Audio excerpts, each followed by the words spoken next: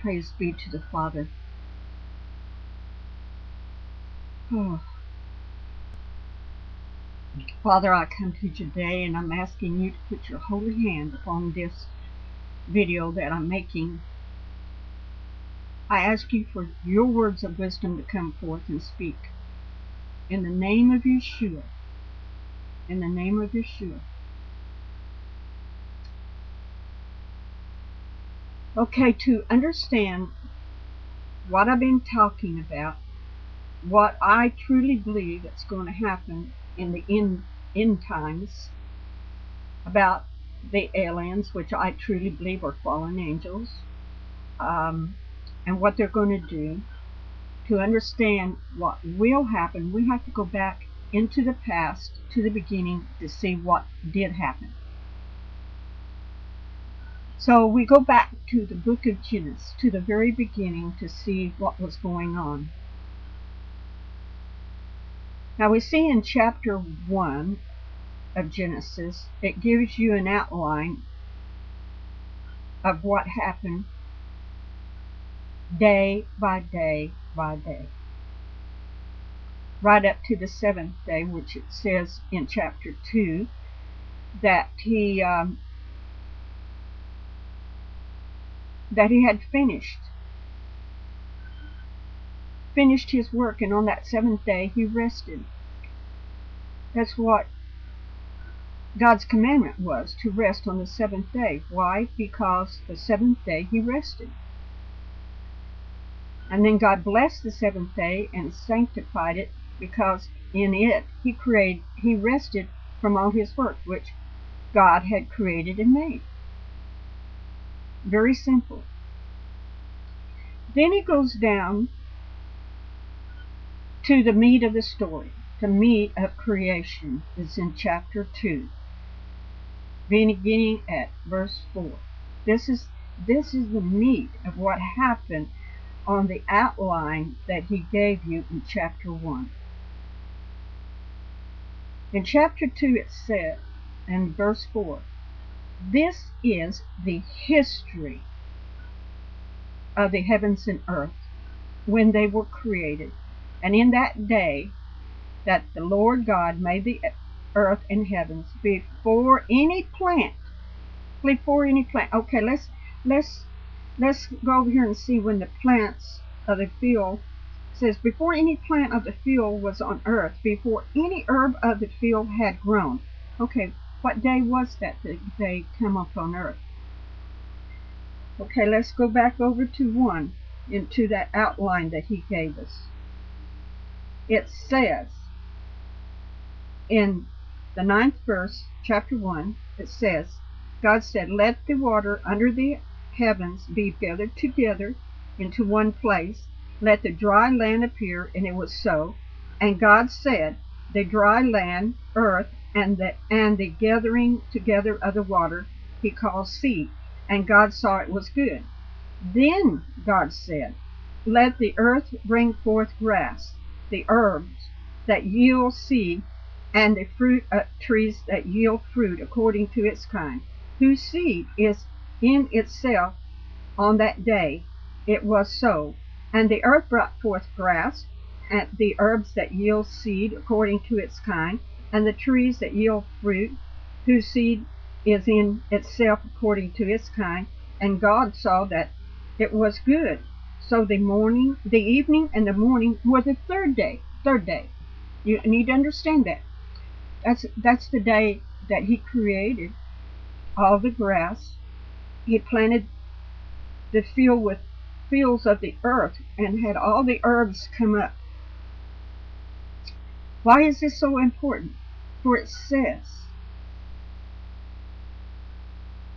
for the Lord God had not caused it to rain on the earth, and there was no man to till the ground, but a mist come up from the earth and watered the whole ground. So it's saying on the third day, in the early part of the day, the morning, he brought forth the dirt, the dry earth, divided it from the sea. But then, later on that same day, he brought forth the herbs. Why? Because there was no man to till the ground, no man to take care of the garden, the fields of the earth, no man that was there to see that it would not be overgrown, that he would keep it pruned, he would take care of it.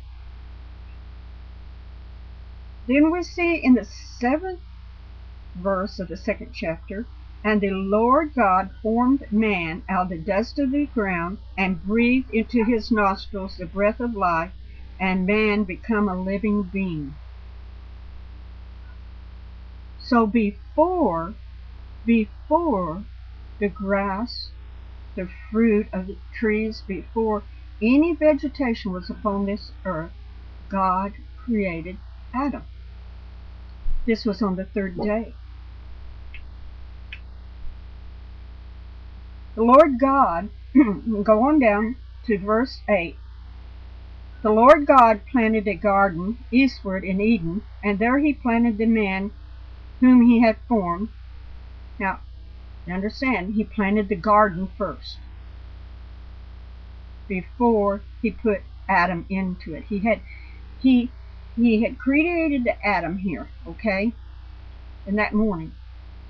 Then he caused the green grass, the trees to come, and he planted that garden in Eden, and then he took Adam and put him in that garden. And out of the ground the Lord made every tree.